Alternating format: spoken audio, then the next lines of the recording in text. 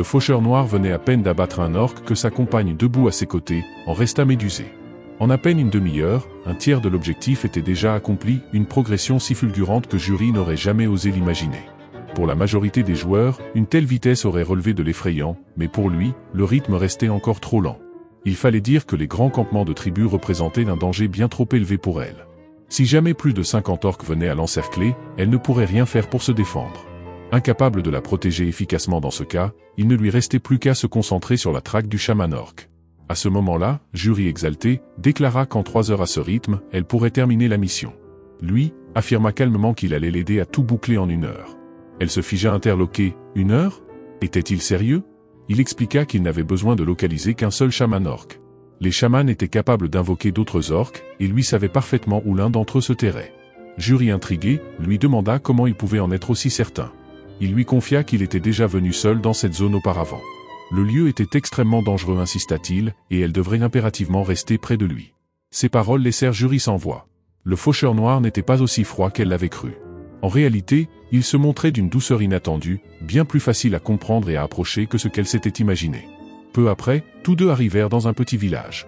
Jury s'interrogea. Un hameau aussi modeste pouvait-il vraiment abriter un chaman orque déguisé? Il lui répondit que seul lui connaissait la vérité. Ce village n'était autre qu'un piège, préparé minutieusement par le chaman. Ce dernier se dissimulait pour donner l'illusion d'un campement faible, mais dès qu'un joueur pénétrait dans la maison du sorcier et activait le mécanisme, une horde d'orques surgissait pour l'exécuter. En réalité, tout le village ne comptait qu'un seul orque, le chaman de cette demeure. Chaque fois, le chaman invoquait entre 8 et 12 orques pour se défendre. Tant que Jury suivait ses instructions à la lettre, tout se passerait sans difficulté. Il lui expliqua en détail comment procéder, et elle lui promit de respecter scrupuleusement ses consignes, comme elle l'avait toujours fait.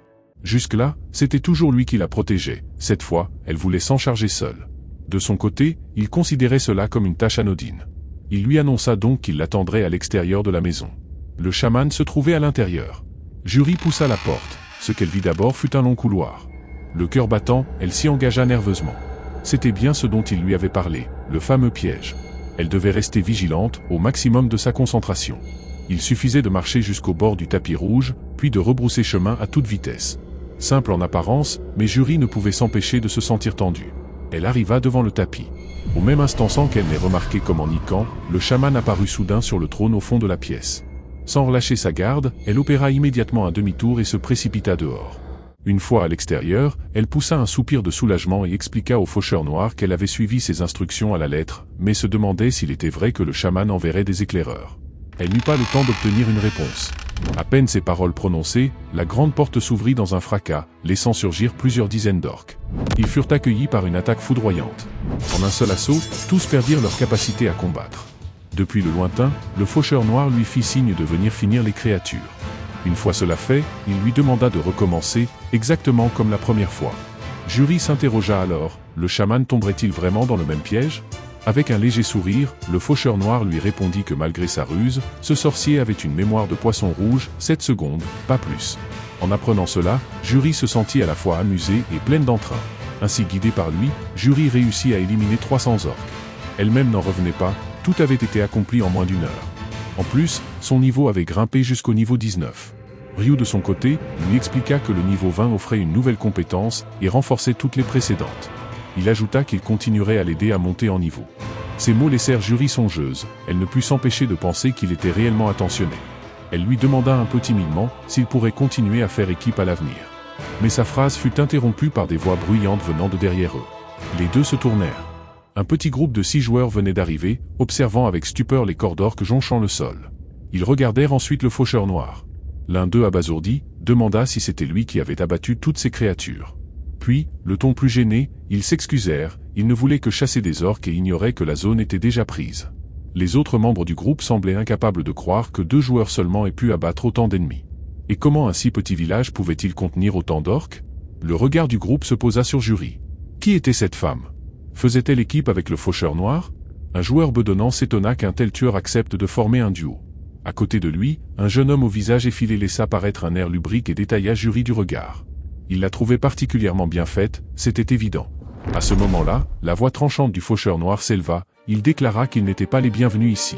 1 minute, pas plus, pour déguerpir. Même si chacun avait ici le droit d'exprimer son opinion, il semblait évident qu'ils avaient franchi la ligne rouge fixée par le faucheur noir. Le singe maigre au corps robuste s'écria avec colère qu'il s'agissait de leur première rencontre, et qu'il n'avait aucune raison valable de devoir partir. Cette déclaration provoqua un profond étonnement. Ainsi donc, il existait encore des individus capables de contester les propos du faucheur noir? Mais ce dernier ne se montra pas indulgent. Un simple coup latéral trancha net la chevelure du singe maigre, le réduisant au silence. Il fut annoncé qu'ils avaient encore 20 secondes pour déguerpir. Reprenant leurs esprits dans un sursaut de panique, les autres se ruèrent vers l'extérieur pour fuir. L'un d'eux s'interrogea à voix haute, devait-il vraiment partir ainsi, sans rien faire?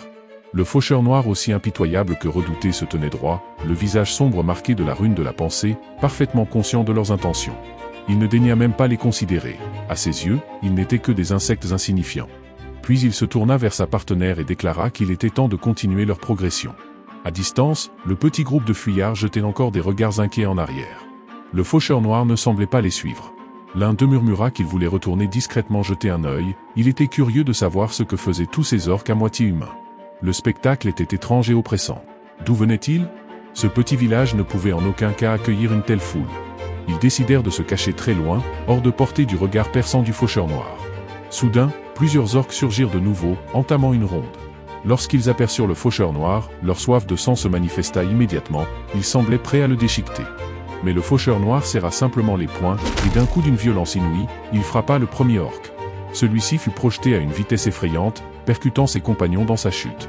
L'impact balaya même ceux qui se trouvaient en arrière. Avant même que les cornes touchent le sol, la lame de sa faux s'abattait déjà à toute vitesse. En un clin d'œil, un autre orc s'effondra au pied d'un arbre. Il n'était plus en état de se battre. Le groupe d'observateurs stupéfaits ne put s'empêcher de s'exclamer intérieurement, voilà donc ce qu'on appelait la puissance du numéro 1. Mais alors, pourquoi une telle force se retenait-elle de les achever? À ce moment-là, Jury s'approcha des corps des orques pour leur porter le coup de grâce.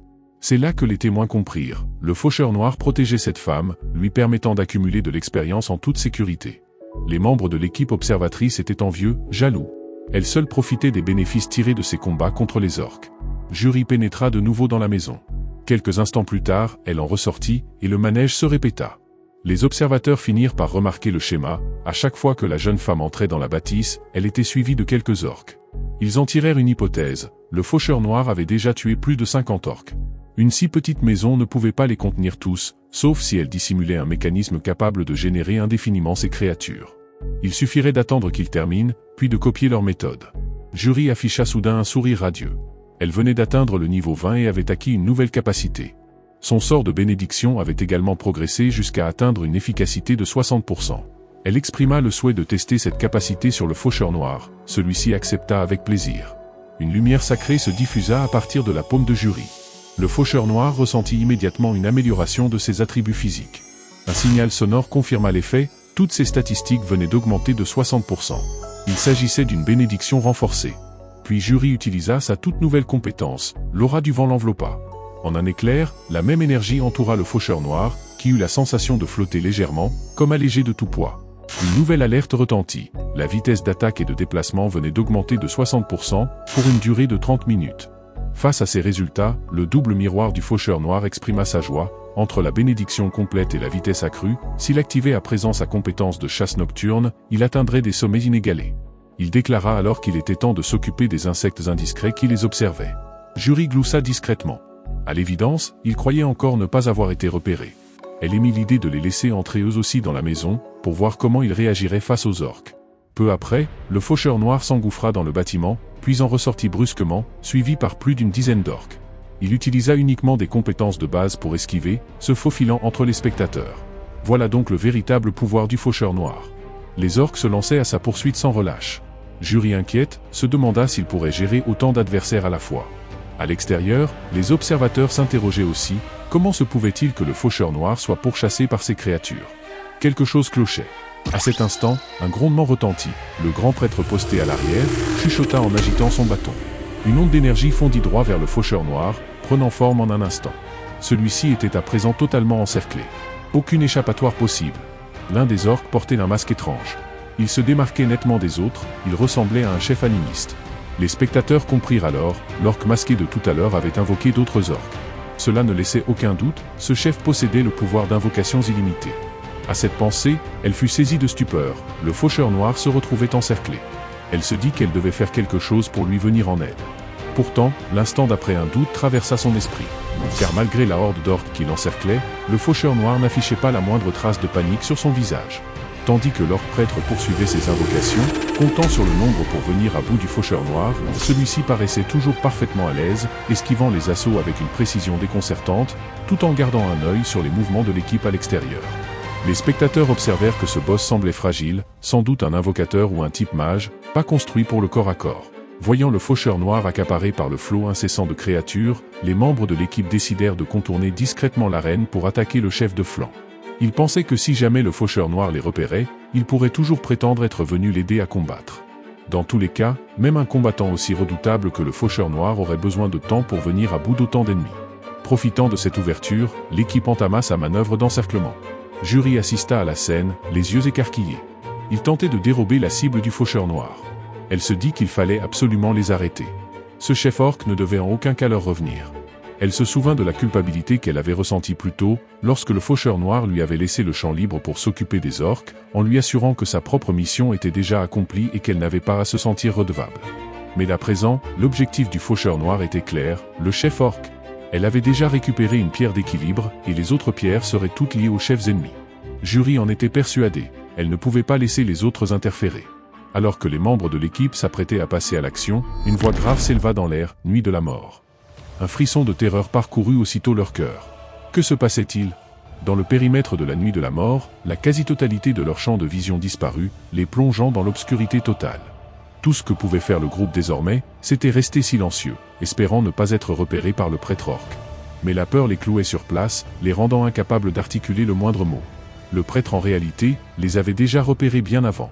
Son visage ridé en disait long sur son âge, mais ses pouvoirs restaient redoutables.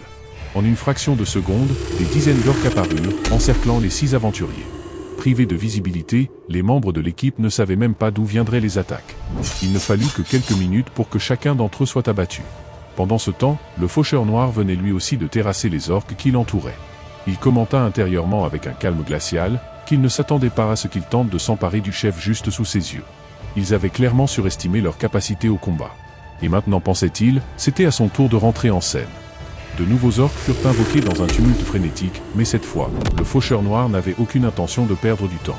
En un souffle à peine, il élimina l'intégralité des créatures. Il utilisa simultanément 2 états de renforcement, rapidité et bénédiction de toutes les statistiques, sans compter qu'il disposait de la rune exclusive du faucheur. Grâce à sa faux du faucheur, ses attaques bénéficiaient d'un bonus de puissance de 100%. Et s'il activait la compétence Nuit de la Mort, sa vitesse d'attaque augmentait encore de 50%. Tous ces bonus combinés faisaient d'elle une entité aussi rapide que létale. Le temps d'un simple battement de paupières, sa faux était déjà posée sur la gorge du prêtre orc. Dans l'instant, sa tête fut tranchée. Il murmura pour lui-même, comme s'il s'adressait au cadavre qu'il le remerciait de sa contribution exceptionnelle, en lui accordant une mort sans douleur. Cet homme, car derrière la faux se cachait bien un homme, était l'héritier de la puissance du dieu de la mort. Alors qu'il venait de mettre un terme à la vie du chaman orc, plusieurs notifications cristallines retentirent à ses oreilles. Il avait obtenu de l'expérience supplémentaire, une grande quantité d'or, et de l'équipement, la pierre du sommeil éternel, un totem mystérieux, ainsi qu'une pierre d'équilibre. Fixant la pierre éternelle qu'il tenait entre les mains, le faucheur noir afficha un sourire satisfait. Bien que le collier en lui-même ne conférait aucun bonus direct de statistique, il possédait un effet unique. À chaque monstre tué, une statistique augmentait, au prix d'une réduction d'un point de durabilité. Un effet semblable à celui de la rune du dragon noir, mais dans ce cas, lorsque la durabilité atteignait 0, le collier perdait tout effet. Mais il savait qu'il pourrait au 8e tour des anges, obtenir une rune de durabilité. Et en faisant appel à un forgeron, il pourrait restaurer l'état du collier, permettant ainsi une amélioration quasi illimitée de ses attributs. Un peu plus loin, Jury continuait de chercher la silhouette du faucheur noir, le cœur battant. Sous l'effet du pouvoir Nuit de la Mort, Jury avait perdu toute perception. Avant même de lever cette obscurité surnaturelle, le faucheur noir savait qu'il devait d'abord se débarrasser des cadavres. D'un mot, il les fit disparaître, des flammes d'un vert sombre les consumèrent instantanément jusqu'à n'en laisser aucune trace. Puis, lorsque l'effet du sort se dissipa, Jury, dont les sens venaient de revenir, se montra déconcertée. Elle ne comprenait pas pourquoi, un instant plus tôt, tout était plongé dans les ténèbres, et à présent sa vue était rétablie. En scrutant les environs, elle finit par apercevoir la silhouette familière du faucheur noir. N'y tenant plus, elle lui demanda ce qui s'était passé et s'il avait vu les autres membres de l'équipe. Elle ajouta qu'il lui semblait avoir vu quelqu'un tenter de tuer en douce, mais le faucheur noir ne voulait pas que Juri apprenne la vérité, trop cruelle. Il répondit qu'il ignorait lui-même ce qui s'était produit. Juri, troublé, songeait encore à ces cris d'agonie qu'elle avait entendus quelques instants plus tôt. Le faucheur noir espérait sincèrement que Juri ne verrait jamais les corps. Il voulait dans cette vie-ci, pouvoir la protéger sans qu'elle ait à connaître l'horreur. Il lui proposa de ne plus penser à ce qui s'était passé ici, et de se concentrer sur leur prochain objectif, vaincre le boss de la prochaine zone. Peu après, une autre base d'orques fut attaquée avec succès, et le faucheur noir se retrouva engagé dans un nouveau combat contre un chef orc. Sans surprise, il fondit sur sa cible à une vitesse fulgurante et l'abattit au corps à corps en quelques secondes. Un son cristallin annonça les récompenses, gains d'expérience, d'or et d'équipement. Il reçut des bottes de l'archer orc, une flèche rouillée ainsi qu'un équilibre de niveau 3. En examinant les nouveaux objets dans son inventaire, le faucheur noir constata que les bottes augmentaient l'agilité, ce qui convenait parfaitement à sa classe. Jusqu'à présent, il portait encore un équipement de tout premier niveau. Ses bottes arrivaient donc à point nommé, d'autant que certaines de ses statistiques n'étaient pas au mieux. Il comptait sur les bottes pour corriger cela. Il avait déjà vaincu les 3 boss les plus faibles. Il ne lui restait plus que les 2 derniers, le plus fort et le boss final. Le temps jouait contre lui. Plus il abattrait le boss rapidement, plus la récompense serait précieuse. Dans ses vies précédentes, son meilleur temps de mise à mort était de 43 secondes. Cette fois, il était bien décidé à battre ce record. Il invita Juri à continuer à monter de niveau avec lui. Pendant un long moment, le faucheur noir extermina sans relâche les orques et purifia camp après camp. Lorsque le dernier grand village tomba, un nouveau message apparut, il ne reste plus que 30 minutes avant la fin de la partie. Il avait atteint le niveau 39, mais il manquait de temps pour monter jusqu'au niveau 40. Quant à la pierre de sommeil éternel, son niveau de durabilité était presque à 0. Cela signifiait qu'il avait déjà accumulé 900 points de bonus de caractéristiques grâce à elle. Le moment était venu de s'attaquer au boss final. Il déclara à Juri qu'il devrait se séparer un moment. Il ne pouvait pas l'emmener avec lui. Dans les propos du faucheur noir, Juri comprit que le dernier boss était d'une puissance démesurée. Si elle le suivait, elle ne ferait que le ralentir. Elle lui répondit qu'elle ne pourrait pas l'accompagner, mais qu'elle souhaitait au moins lui accorder un soutien temporaire. Avec les améliorations d'état qu'elle pouvait lui fournir, elle espérait qu'il tiendrait bon face à ce redoutable adversaire. Juri ajouta qu'il l'avait tant aidé qu'elle n'avait rien pour le remercier, sauf peut-être cette pierre précieuse. Le faucheur noir lui répondit qu'elle pouvait la garder. Mais Juri, le regard un peu bas, confia que ce combat avait été très éprouvant pour elle. Sans son aide, elle aurait probablement péri. Elle possédait 2 gemmes, dit-elle, et elle souhaitait offrir l'autre à son petit ami. À ces mots, le faucheur noir n'insista pas davantage et accepta la pierre que Juri lui tendait. Il était évident que Juri pensait constamment à lui, et cela le rendit heureux. Il lui adressa un sourire et déclara qu'il devait partir, ajoutant qu'il se reverrait la prochaine fois. Juri, quant à elle, ressentit une pointe de tristesse, en elle résonnait une question silencieuse, la prochaine fois, quand serait-ce vraiment? Peu après, une magie de traçage serpenta à travers la forêt, confirmant la position du boss final. Guidé par le collier de pistage, la traque du chef suprême s'était précisée, il ne restait plus que 1121 mètres à parcourir. Le fait même de pouvoir localiser la cible prouvait qu'il était encore en vie. Face à ce dernier adversaire, les 3 chefs précédents n'étaient que des obstacles de moyenne difficulté. Pour un joueur lambda, le vaincre nécessiterait la mobilisation d'au moins 300 combattants de niveau 20 ou plus. Au cours des 100 cycles de régression qu'il avait traversés, le faucheur noir avait lui-même été tué à 4 reprises par ce boss, accumulant ainsi une précieuse expérience.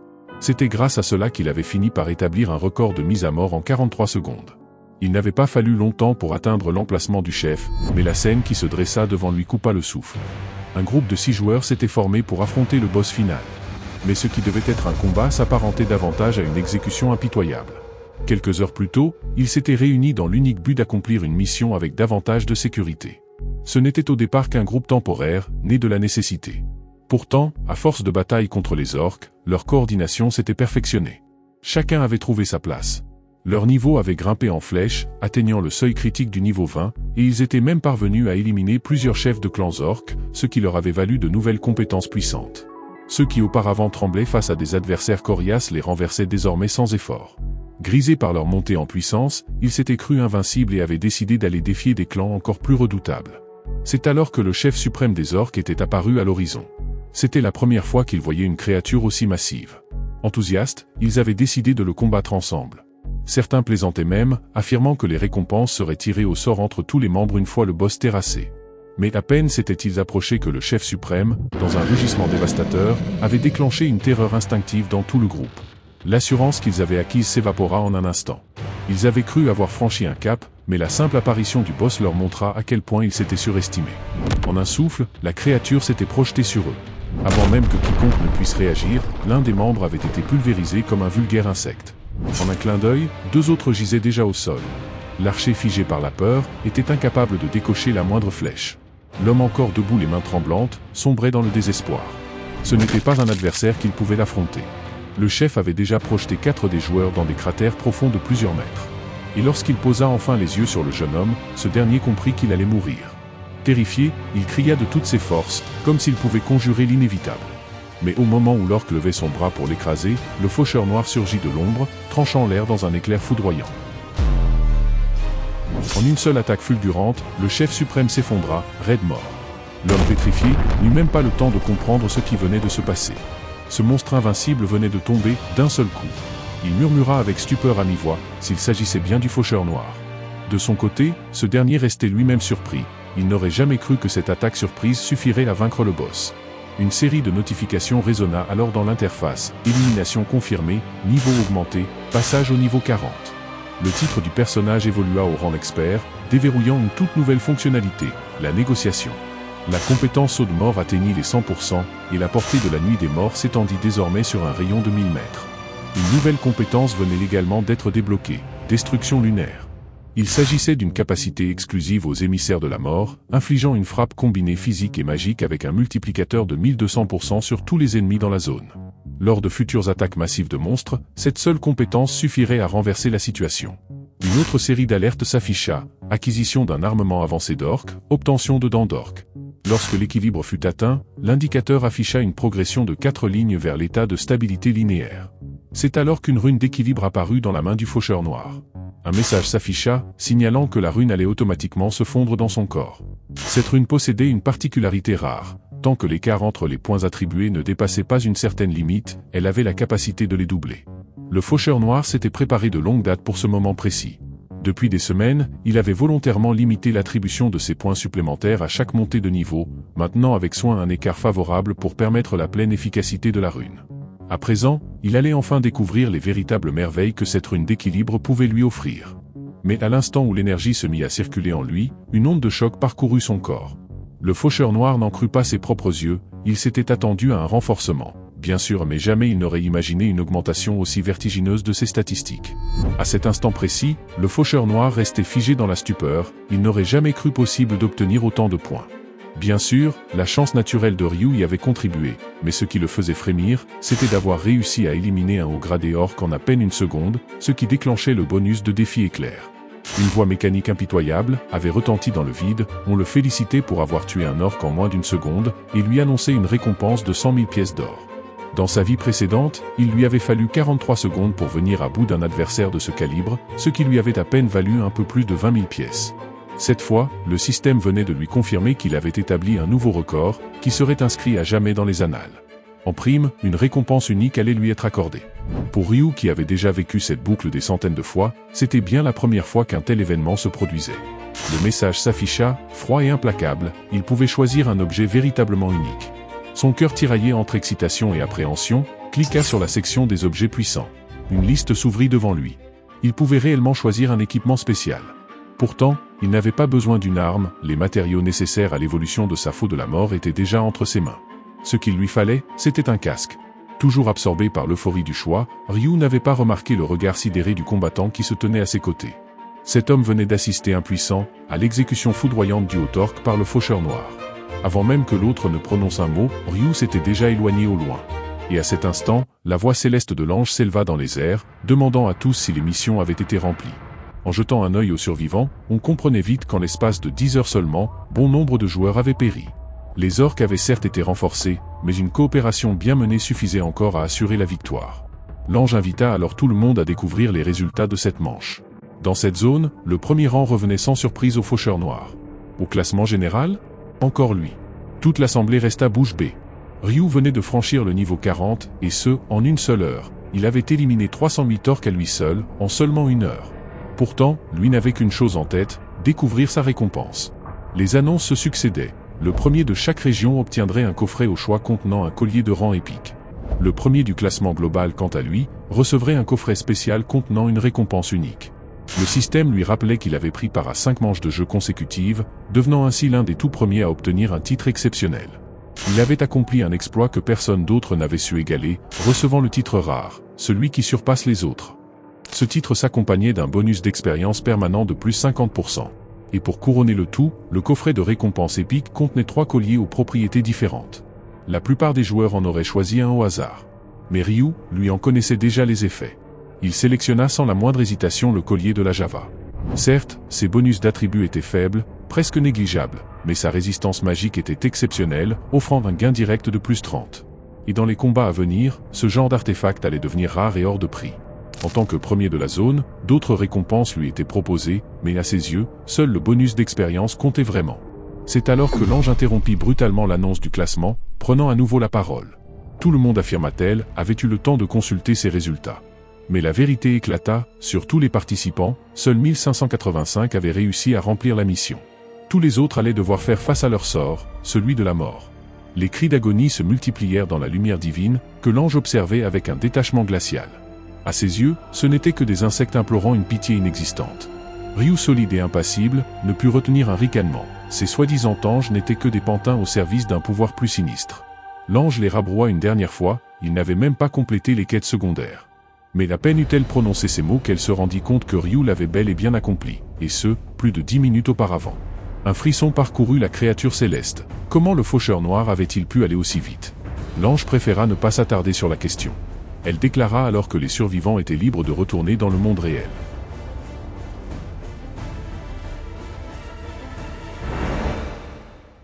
Une fois revenu dans la réalité, Ryu s'étira longuement.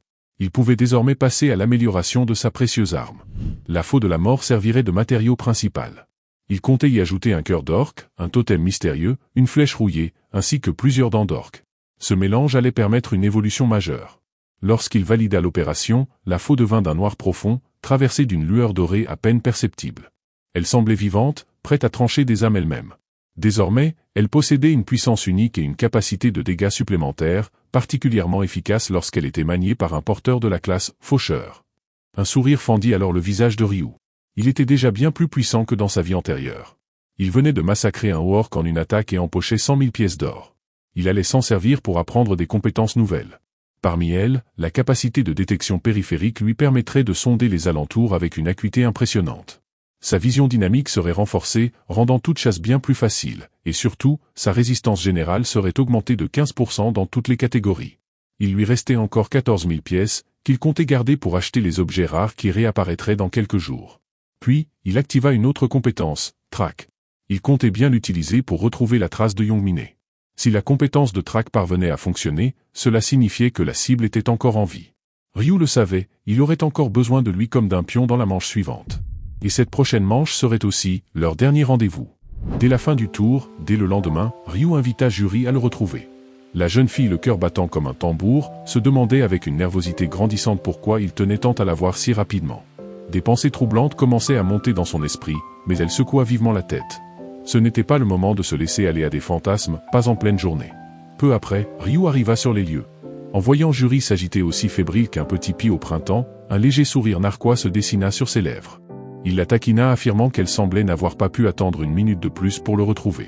Juri, le visage écarlate, ne put que baisser les yeux. Mais Ryu, amusé, ne relâcha pas la pression. Au contraire, il entama la discussion en lui demandant comment s'étaient passés les résultats de la 5e manche. Juri expliqua avec enthousiasme qu'elle avait décroché la 2e place, principalement grâce au soutien du faucheur noir. En récompense, elle avait reçu un collier de niveau intermédiaire, un bijou qui selon elle, lui irait mieux qu'à quiconque. Mais à ses yeux, tout cela n'aurait été possible que grâce à Ryu, puisqu'il lui avait permis de rejoindre l'équipe du faucheur noir. Elle voulut même lui offrir le collier, geste qui poussa Ryu à refuser aussitôt, embarrassé. Il insista en expliquant que ce bijou renforçait l'agilité, une statistique inutile pour un voyant. De toute manière, il n'était encore qu'au niveau 19, bien en dessous du prérequis. En y réfléchissant, elle convenait elle-même que le rôle d'un devin n'était pas de se battre. Cette remarque piqua la curiosité de Juri, qui l'interrogea à voix basse. Comment un tel rôle parvenait-il à se défendre en pleine bataille? Ryu confessa alors, le visage un peu penaud, que les voyants disposaient de quelques compétences mineures, mais qu'elles étaient si dérisoires qu'il préférait ne pas les mentionner. Juri poursuivit en sortant un autre objet de son inventaire. Il s'agissait d'un cristal qu'elle avait obtenu en montant de niveau, une gemme capable d'améliorer les attributs d'un équipement. Elle voulait lui offrir. Mais Juri, le regard un peu bas, confia que ce combat avait été très éprouvant pour elle. Sans son aide, elle aurait probablement péri. Elle possédait 2 gemmes, dit-elle, et elle souhaitait offrir l'autre à son petit ami. Son petit ami. Ryu, touché, contempla la jeune fille devant lui. Toujours attentionnée, toujours tournée vers lui. Il ne pouvait pas refuser cette preuve de tendresse. Il accepta donc la gemme et lui dit avec une sincérité calme qu'il était heureux de savoir qu'elle pensait toujours à lui. Puis, à son tour, il annonça avoir quelque chose à lui offrir. Juri, figé, sentit son cœur rater un battement. Était-ce ce à quoi elle pensait? Avait-elle deviné ses intentions?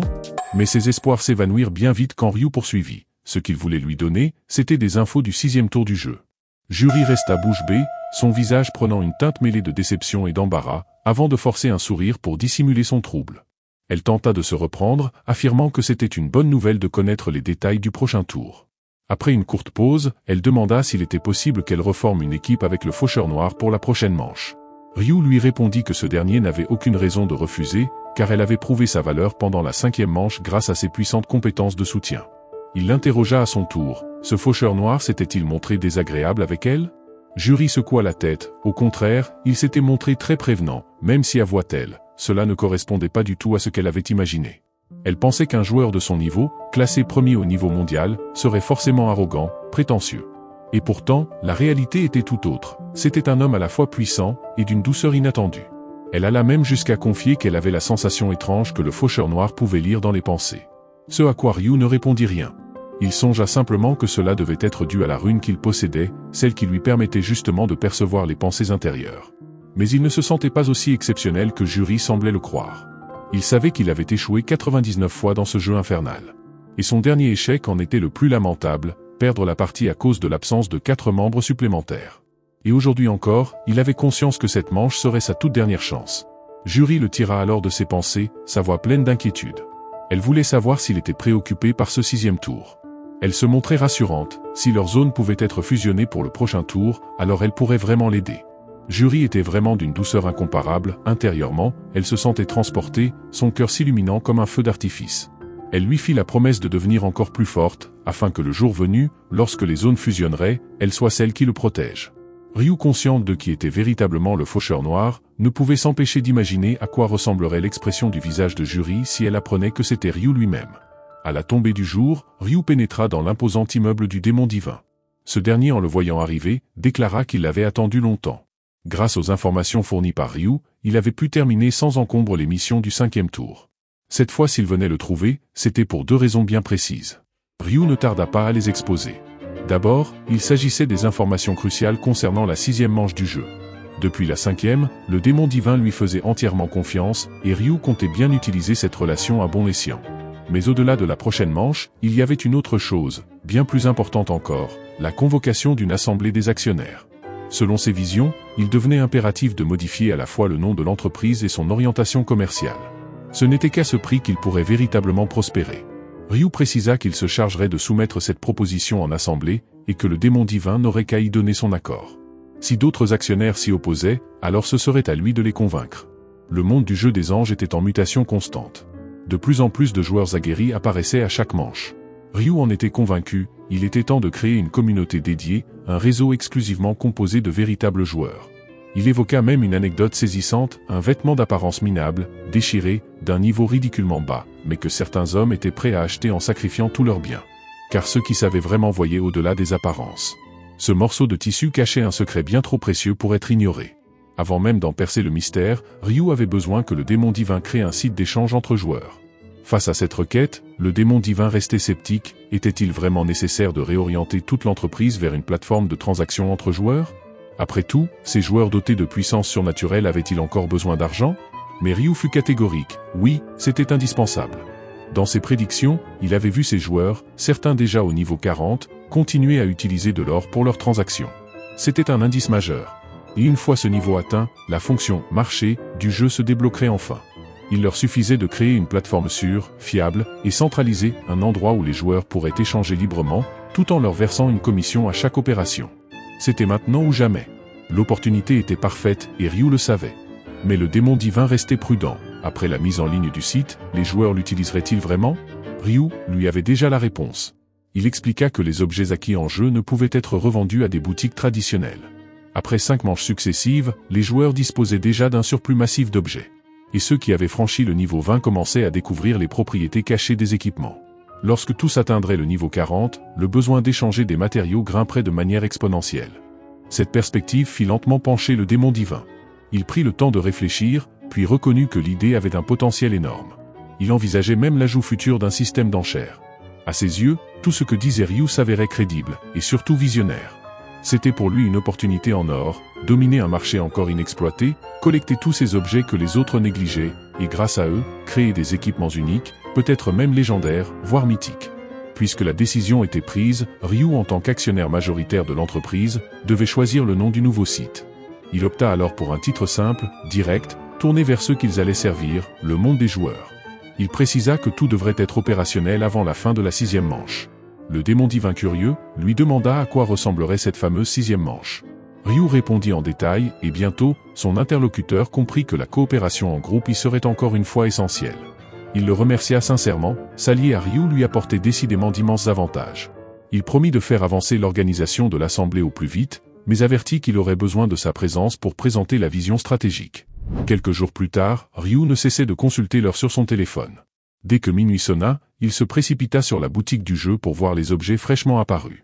Un vêtement misérable, déchiré, semblait n'avoir aucune valeur, et pourtant, il était affiché à 20 000 pièces d'or. Pour n'importe quel joueur lambda, seul un fou gaspillerait autant pour un objet aussi pitoyable.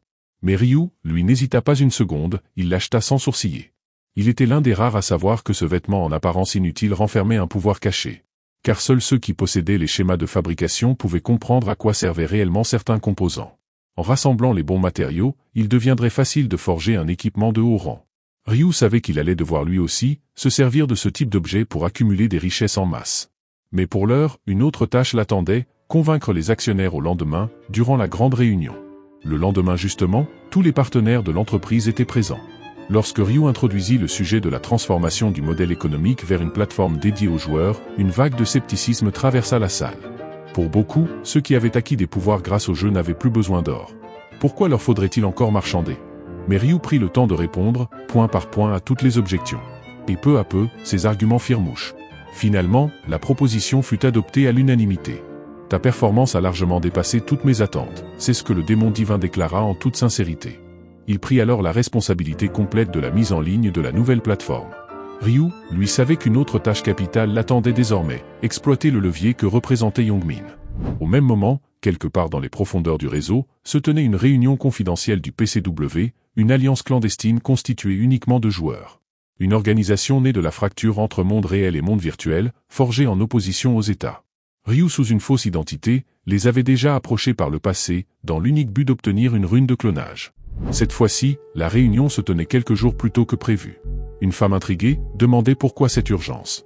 Le visage grave, un homme répondit que l'équipe chargée de recruter de nouveaux membres avait disparu. Et maintenant que la 5e manche était terminée, leur silence ne pouvait plus signifier qu'une chose, ils avaient tous été éliminés. Un signal sonore retentit soudain, le président de l'Alliance venait d'entrer dans la salle virtuelle. La voix grave du leader résonna entre les murs numériques. Il constata que les participants étaient bien moins nombreux que d'ordinaire, mais il se disait heureux de voir que ceux qui étaient là avaient survécu. Il confirma ensuite que les agents de recrutement n'avaient plus donné aucun signe de vie. Et pire encore, tous les joueurs qui avaient postulé pour intégrer leur alliance étaient désormais morts. Seul le faucheur noir était encore en vie. Il avait vu les résultats de la 5e manche. Et quelque chose le troublait, pourquoi le faucheur noir avait-il fait une demande pour rejoindre leur organisation, avant de la retirer aussitôt? Une enquête avait révélé que l'individu qui avait utilisé son nom était un imposteur. Celui-ci était mort dans des circonstances tout aussi étranges. Un autre membre prit la parole. À ses yeux, il était évident qu'il s'agissait d'un usurpateur. Après tout, comment un joueur aussi prestigieux aurait-il pu s'abaisser à rejoindre un groupe comme le leur? Mais cette remarque ne passa pas inaperçue. Le président se redressa lentement, le ton plus froid que jamais. Il lui demanda ce qu'il entendait par là, qu'entendait-il au juste par un groupe comme le leur? L'homme balbutia, conscient qu'il avait été trop loin. Il tenta de se justifier, prétendant seulement que quelqu'un comme le faucheur noir, premier au classement, devait sans doute être arrogant et inaccessible. Mais le président ne voulait rien entendre. Pour lui, c'était une offense directe envers l'Alliance. Il le releva sur le champ de toutes ses fonctions, expliquant qu'il ne pouvait tolérer la moindre insulte envers leur cause. Et d'un seul geste, il l'exclut brutalement du canal de discussion. L'incident fut classé comme un simple incident secondaire. Le président invita alors les autres membres à poursuivre la réunion comme si de rien n'était. Tous, même s'ils nourrissaient intérieurement des doutes et du mécontentement à l'égard de l'Alliance, n'osèrent rien dire à voix haute. Soudain, un autre homme s'écria, quelqu'un venait de demander à le rejoindre en utilisant le nom du faucheur noir. Tous les regards se tournèrent vers lui, stupéfaits. Cette fois, l'individu prétendait réellement être le faucheur noir, mais son identité affichée par le système révélait un tout autre nom, Young-min. Le président ordonna qu'on valide sa demande. Il fallait le rencontrer en personne. Si jamais c'était une farce, il jura de le faire disparaître sans la moindre hésitation. Assis devant son écran, Ryu observait la scène avec calme. Quelqu'un avait osé, une fois de plus, salir le nom du faucheur noir. Il le savait, il ne resterait pas les bras croisés. Ils allaient forcément envoyer quelqu'un pour traquer ce Young-min. Et cela tombait bien, car cette fois, il comptait passer à l'action lui-même. L'attitude de cette organisation était non seulement irresponsable, mais surtout dangereuse. Pour intégrer l'Alliance, il fallait assassiner un civil. Une telle logique ne ferait qu'accentuer le conflit entre joueurs et non-joueurs, jusqu'à précipiter l'effondrement total de la société. Ryu devait en finir avec la direction actuelle. Il devait prendre leur place, les renverser un à un, et s'assurer que le contrôle de l'Alliance lui revienne. Il voulait que cette structure reste en place, mais sous sa domination. Pendant ce temps, dans une petite supérette d'un quartier anonyme, un homme armé d'un couteau braquait un vieillard. Il le menaçait d'une voix tremblante mais décidée. S'il tenait à la vie, il devait lui remettre tout l'argent immédiatement. Il n'était pas là pour plaisanter. Il lui laissait une seule minute. Le vieil homme tremblant sortit tout ce qu'il avait de sa caisse. Le voleur assura qu'il n'avait pas envie de tuer qui que ce soit, mais il interdit toute tentative d'alerte. Une fois l'argent volé, il s'enfuit à toute vitesse dans la ruelle. Il vérifia les environs, puis retira lentement sa cagoule. Sous le masque, un visage apparut, celui de Young-min. Il esquissa un sourire. Quelle prise! Avec ça, il n'aurait pas à s'inquiéter pour son argent avant un bon mois. Devenir joueur lui permettait de vivre librement dans la réalité, sans contrainte, sans loi. Mais au fond, il n'arrivait pas à se défaire d'un doute obsédant, était-il vraiment capable de survivre indéfiniment dans le jeu des anges? Le faucheur noir, cet être maudit avait réduit ses statistiques à néant, lui avait arraché tous ses amis, tout son soutien. Il n'arrivait pas à l'oublier. Et s'il le croisait dans le monde réel? Son regard se durcit. Il en fit le serment intérieur, avec une froideur tranchante, il allait le faire disparaître. Peu après, Young-min rentra enfin chez lui. À peine avait-il franchi le coin de la rue qu'il aperçut, debout devant la porte de son appartement, un homme immobile qui semblait l'attendre depuis un certain temps. Pris de méfiance, il s'arrêta net, fronça les sourcils, puis demanda avec suspicion qui il était, et pourquoi il se tenait exactement devant chez lui. L'homme lui retourna une question directe, presque moqueuse. Il voulait savoir s'il avait bien affaire à Young-min. À l'écoute de son propre nom prononcé par un inconnu, une vague de nervosité traversa le corps de Young-min, sa gorge se serra légèrement. Il balbutia, demandant à l'homme qui il était exactement. Était-il policier? La question fusa, trahissant l'angoisse croissante qui se logeait déjà dans son esprit. Mais l'homme esquissa un sourire sans répondre directement. Au lieu de cela, il s'interrogea à voix haute, était-ce parce qu'il utilisait son statut de joueur pour commettre des délits que Young-min semblait aussi tendu? Puis, l'individu déclara qu'il était un administrateur de l'Alliance des joueurs, et qu'il avait reçu ce matin même une demande d'adhésion provenant de l'identité de Young-min. Ce dernier, totalement désorienté, fronça encore plus les sourcils. De quelle demande s'agissait-il? Il n'était au courant de rien. L'homme d'abord pris de court, resta un instant silencieux. Il comprit alors, Young-min n'était pas le faucheur noir. Il s'apprêta à faire volte-face, murmurant qu'il s'était visiblement trompé de personne, qu'il allait s'en aller. Mais Young-min, frustré et paniqué, le retint d'un ton plus fort, exigeant au moins une explication. Il voulait savoir ce qu'il se passait, ce que signifiait tout cela. Qui avait osé utiliser son nom pour se faire passer pour le faucheur noir? Mais à peine eut-il prononcé ces mots qu'un murmure glacial presque imperceptible s'éleva à quelques centimètres de son oreille. C'était moi. La voix venait de si près qu'elle semblait provenir de l'ombre elle-même. Young-min, les nerfs à vif, exigeait des explications. Il voulait comprendre. Il voulait qu'on lui dise ce qui se tramait dans l'ombre de son propre nom. On lui répondit que quelqu'un s'était fait passer pour lui, qu'un joueur avait utilisé son identité pour déposer une demande d'adhésion en se faisant passer pour le faucheur noir. Son sang ne fit qu'un tour. Qui osait se faire passer pour lui? Qui osait se glisser dans sa peau? Il n'eut pas le temps d'aller plus loin. Une voix basse tout près de lui se glissa dans l'air comme une lame entre deux côtes, c'était lui, l'imposteur. C'était lui qui avait usurpé son nom. Stupéfait, Young-min se tourna vers cette voix, exigeant une réponse. Pourquoi s'être fait passer pour lui? Est-ce qu'il se connaissait?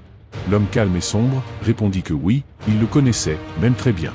Assez pour qu'il sache précisément qui il avait en face de lui. Et d'un geste lent, il invoqua sa faume. Une arme noire gigantesque, presque irréelle. Ce simple acte suffisait à révéler son identité. Il n'y avait pas besoin d'en dire plus. Un murmure parcourut la pièce.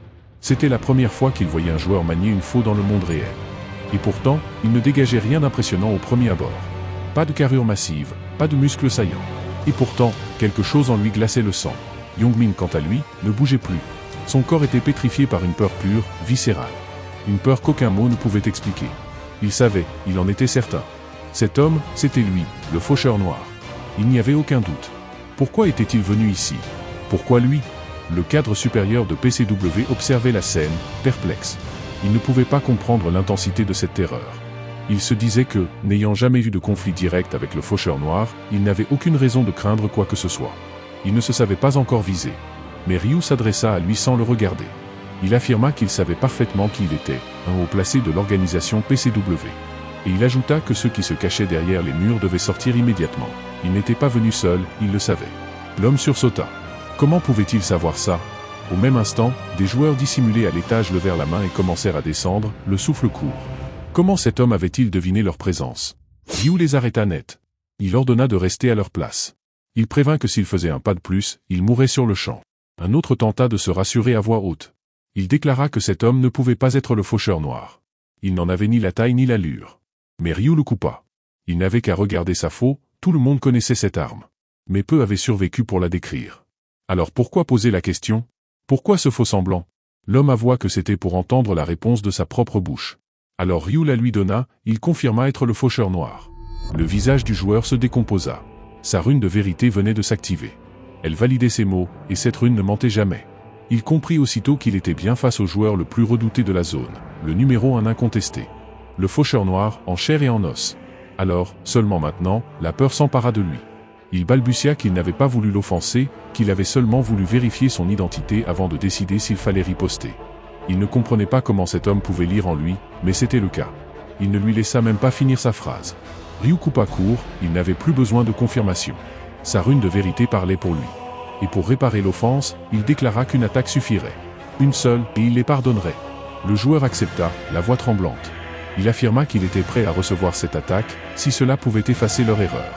Mais il n'eut même pas le temps de clore sa phrase. Un seul mouvement. Une seule frappe. Et il s'effondra, mort. Le silence fut total. Tous les autres joueurs présents, témoins de la scène, commencèrent à ressentir cette peur glacée qui n'était plus de l'inquiétude, mais de la panique. Les visages se décomposaient. La peur dans la pièce était devenue une marée noire. Un joueur tremblait, incapable de comprendre ce qu'il venait de voir. Il se répétait intérieurement, qu'est-ce qui venait de se passer? Il n'avait même pas vu la faux bouger. Et pourtant, un homme venait de tomber, mort. Sans le moindre geste visible. C'était donc cela, la puissance de celui qui occupait la première place du classement général. L'un des cadres de PCW, les dents serrées par la peur, s'écria que tout cela n'avait aucun sens. Il rappela qu'il voulait initialement inviter le faucheur noir à rejoindre leur alliance. Mais il fallait se rendre à l'évidence, ils n'étaient pas du même monde. Ce genre d'alliance était devenu une plaisanterie grotesque. À l'instant même, un autre homme communiquait par pensée, via une rune psychique, avec les autres membres de la haute direction. Il affirma que le faucheur noir ne devait jamais devenir un allié. Il fallait le tuer. Son niveau était bien trop élevé et un affrontement direct serait un suicide. Le seul plan possible, simuler la défaite, puis le trahir. Mais Ryu, qui possédait la rune d'esprit, se contenta de sourire froidement. Il répondit à haute voix à leurs pensées encore inachevées. Il leur demanda si leur stratégie consistait à faire semblant de se soumettre, puis à le poignarder dans le dos. L'homme prit peur immédiatement. Il essaya de protester, de nier, mais c'était trop tard. Ryu déclara qu'il était absolument certain de leurs intentions. Il savait qu'ils avaient prévu de l'attaquer par surprise au moment où ils simuleraient leur reddition. Puis il ajouta une révélation, il avait utilisé l'identité de Youngmin justement pour les approcher. Il voulait venir ici, les regarder droit dans les yeux, et les éliminer, un par un. L'homme se figea abasourdi, il ne s'attendait pas à une déclaration si directe.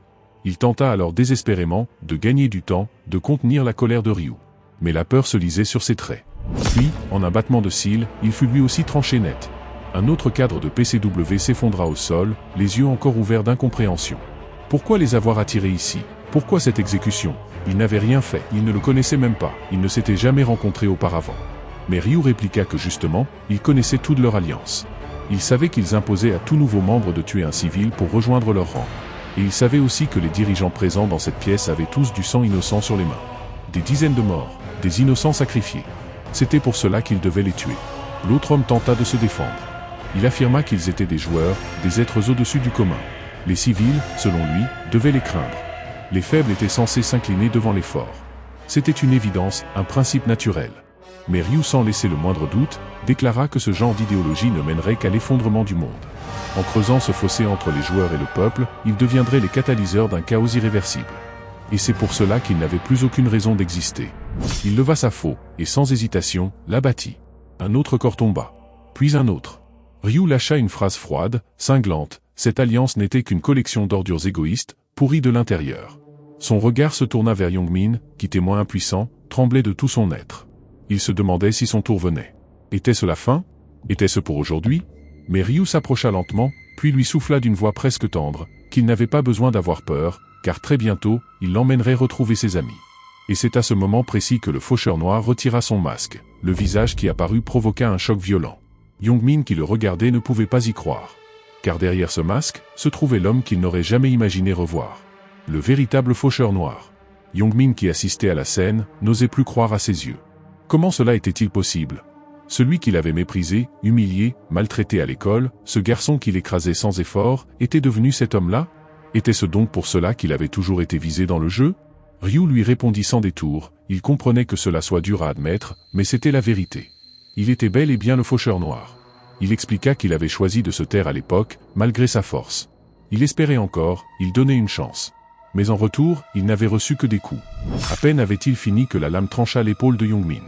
Un éclair de douleur, brutal, soudain. Ryu ajouta que, oui, il avait été idiot. Il avait réellement cru qu'il pouvait changer. Mais cette époque était terminée. En tant qu'ancien camarade, il lui ferait au moins l'honneur de mourir sans souffrir. Il lança un sort de soin pour refermer la blessure. Youngmin, encore hébété, leva les yeux vers lui. Était-ce vraiment lui? Ryu? Mais celui-ci répondit d'un ton neutre, non, il n'était plus celui qu'il connaissait. Il était devenu le faucheur noir, celui que le monde entier appelait le représentant de la mort. Youngmin se jeta à genoux, suppliant. Il voulait expier, se racheter. Il proposa de devenir son esclave, de lui obéir pour l'éternité. Il serait prêt à lécher ses divines fesses pour se racheter. Mais Ryu déclara qu'il n'avait pas besoin d'un serviteur, encore moins d'un traître. Et sans lui laisser le temps d'en dire plus, il abattit la faux, et mit fin à son existence. Plus de pitié. Plus d'illusion. Plus de retour en arrière. Devant lui, Youngmin suppliait, désespéré, prêt à s'humilier jusqu'à l'extrême. Il répétait qu'il pouvait devenir un esclave, qu'il obéirait au moindre ordre, n'importe où ou n'importe quand, s'il le fallait. Il jurait qu'il ferait tout ce qu'on lui demanderait. Mais face à lui, le faucheur noir restait impassible. Il n'avait aucune intention de le garder à ses côtés. Il savait déjà ce que Youngmin pensait au fond de lui. Ce dernier en resta pétrifié, comment pouvait-il deviner ce qu'il avait en tête? Tremblant de panique, il tenta de jurer sa fidélité, promit de ne plus jamais trahir. Mais ces mots moururent dans sa gorge, un seul coup suffit pour mettre fin à sa vie. Ce ne fut qu'après ce geste implacable que le faucheur noir prononça calmement ces mots. Il lui avait pourtant déjà donné une chance. À l'époque, il n'était pas encore doté de la rune de l'esprit, et ignorait les véritables intentions de son interlocuteur. Il avait donc été pris en traître, dans un assaut dissimulé lors du jeu de l'ange. Cette fois-ci, il ne commettrait pas deux fois la même erreur. Il n'aurait plus jamais à voir ce visage répugnant. D'un murmure, il effaça toute trace du cadavre, puis détourna son regard, il avait des choses bien plus importantes à accomplir. Peu après, une responsable fit son entrée dans l'espace en ligne, accompagnée du dirigeant. Elle s'étonna qu'elle ait été convoquée si tôt. Le dirigeant répondit que les joueurs envoyés à la rencontre du faucheur noir étaient tous censés être revenus à cette heure. Ils venaient justement d'apprendre une nouvelle glaçante, ils étaient tous morts. Sans exception. La question brûlait les lèvres, qui aurait pu faire une chose pareille? Était-ce vraiment l'œuvre du faucheur noir? Le dirigeant le confirma. Et les premiers rapports semblaient confirmer une chose, le faucheur noir s'en prenait maintenant aux membres de l'Alliance.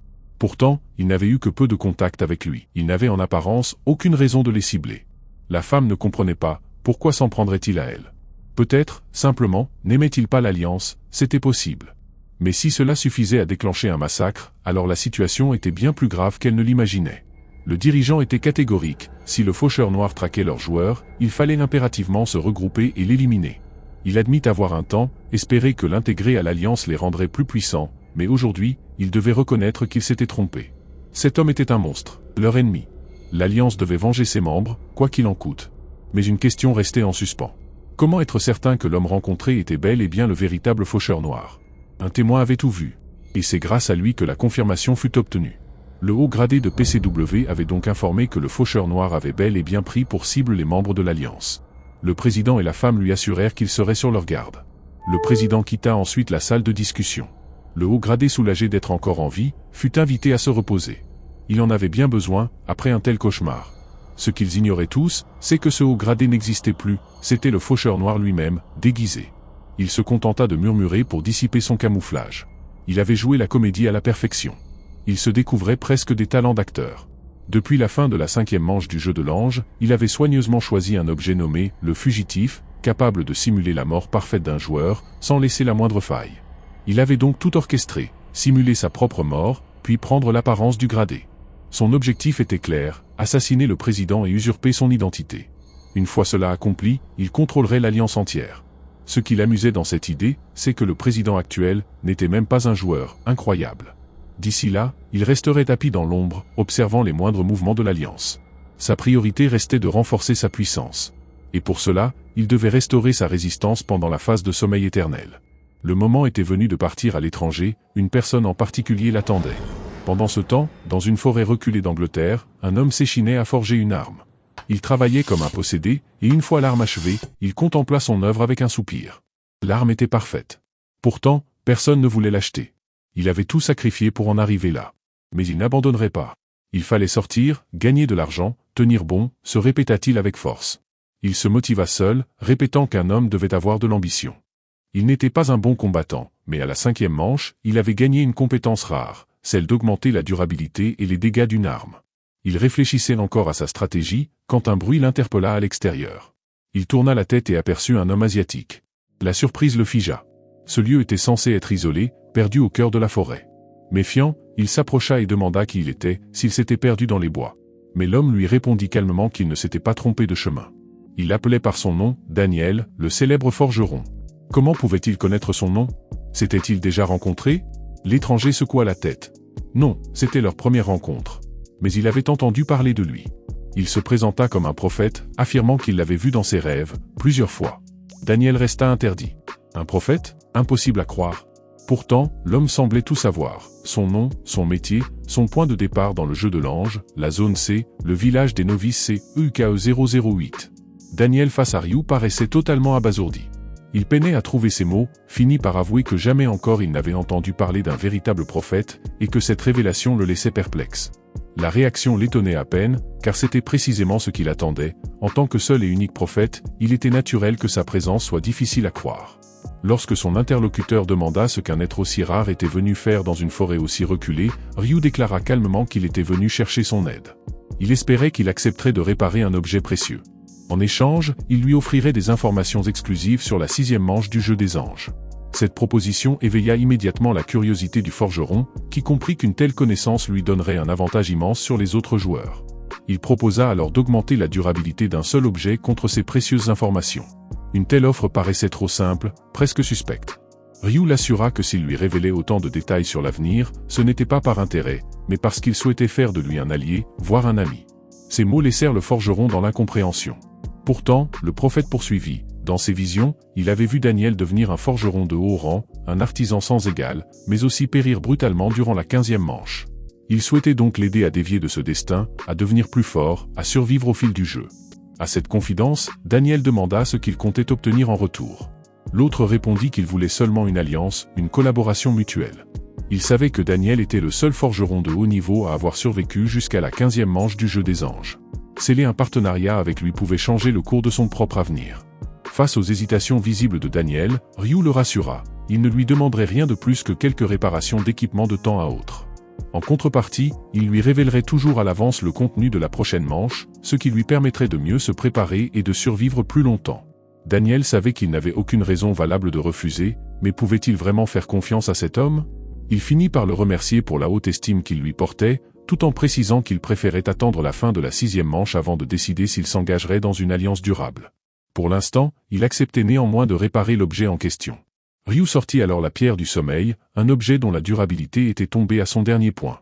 Il espérait que Daniel pourrait la restaurer. Ce dernier activa aussitôt sa compétence de classe, faisant jaillir une chaleur intense. Des flammes rugissantes se déversèrent dans la pierre. Dans son dos apparut brièvement l'emblème sacré du marteau de feu et d'or. En un instant, la réparation fut achevée. Ryu stupéfait, reconnut en cet insigne le symbole d'un héritier du dieu des forgerons. Cela expliquait pourquoi la réparation avait été si rapide. Grâce à cet objet désormais restauré, ses statistiques augmenteraient significativement dès la prochaine manche. En voyant la satisfaction dans son regard, Daniel devina que l'objet devait avoir une grande importance, même s'il en ignorait les propriétés exactes. Il se dit que c'était sans doute par respect pour la confidentialité de ses clients qu'il n'en avait pas cherché la nature.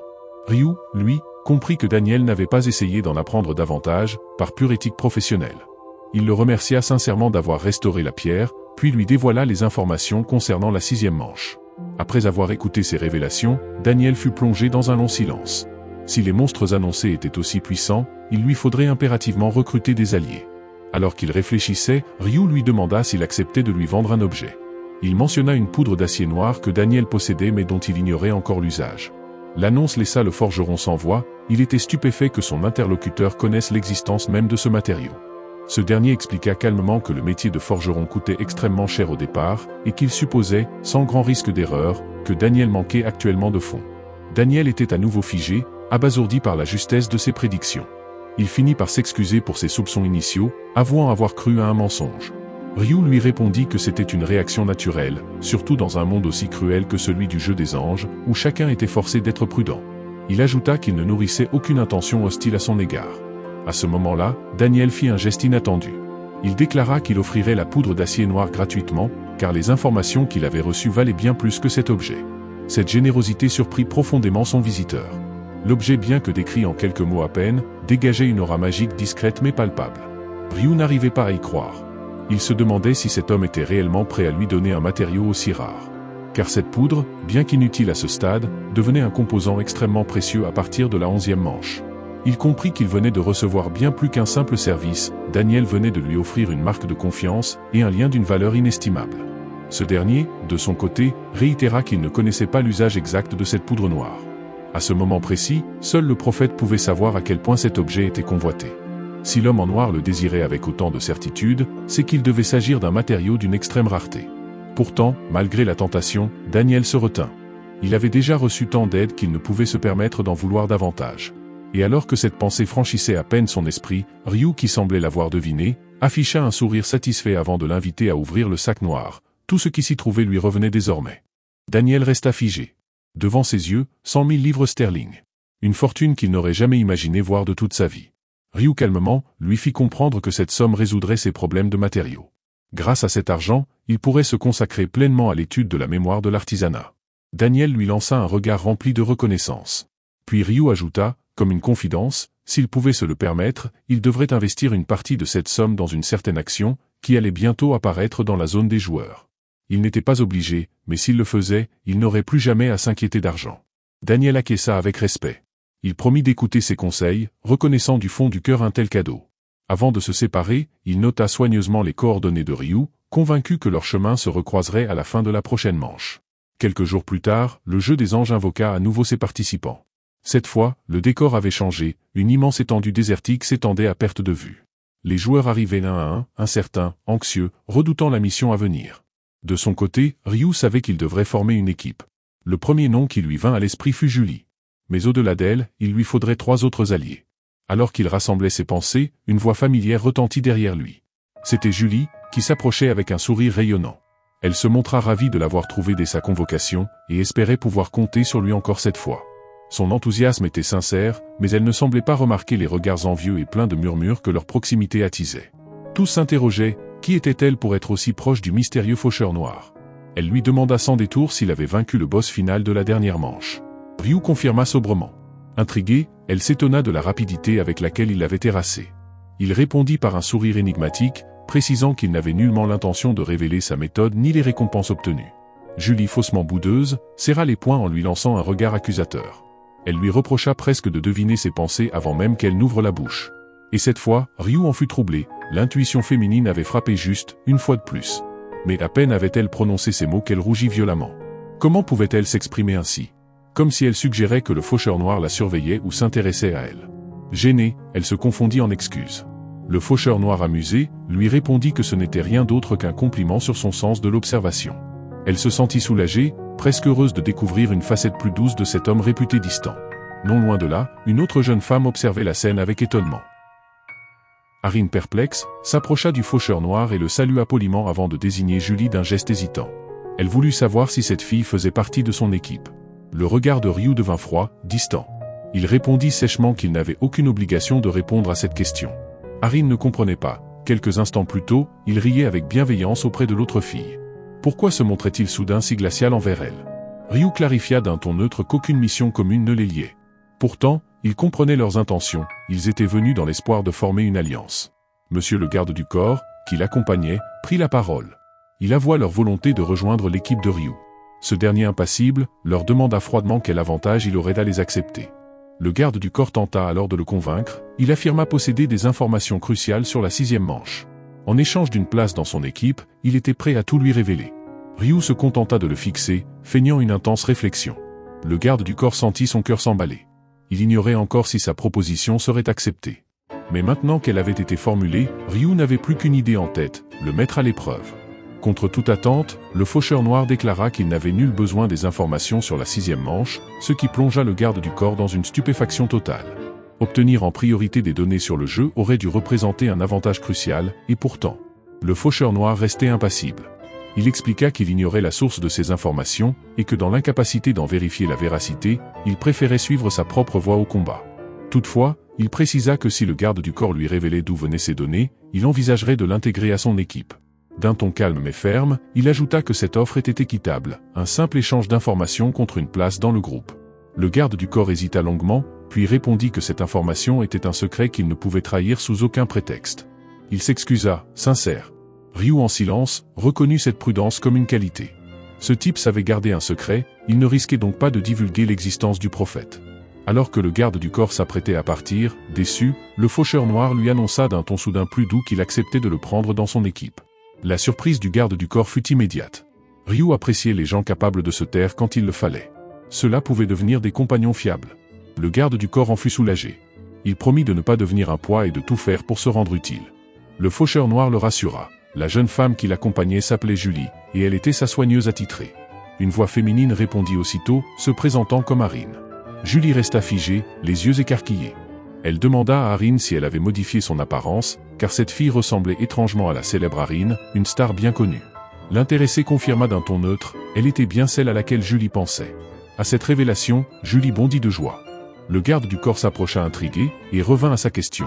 Le faucheur noir était-il sûr de ne pas avoir besoin des données de la 6e manche? L'intéressé affirma qu'il pouvait affronter ce qui allait venir sans cela. Le garde du corps comprit que son plan pour se rapprocher du faucheur noir tombait à l'eau. Il tenta alors une autre approche, en interrogeant Julie sur ce qu'impliquait son rôle de soigneuse exclusive. Julie expliqua qu'elle avait la capacité d'augmenter les attributs des joueurs. Bientôt, avec le début de la manche, il pourrait s'en rendre compte par lui-même. Arin précisa qu'elle aussi pouvait apporter un soutien, même si sa spécialité se limitait à la création d'un bouclier protecteur. Le garde du corps saisit alors que le faucheur noir tenait sincèrement à Julie. Il se présenta à elle avec courtoisie, ce à quoi Julie répondit avec un sourire malicieux. Il avait l'air de bien connaître le faucheur noir. Le garde du corps confirma d'un ton respectueux, ce dernier leur avait sauvé la vie.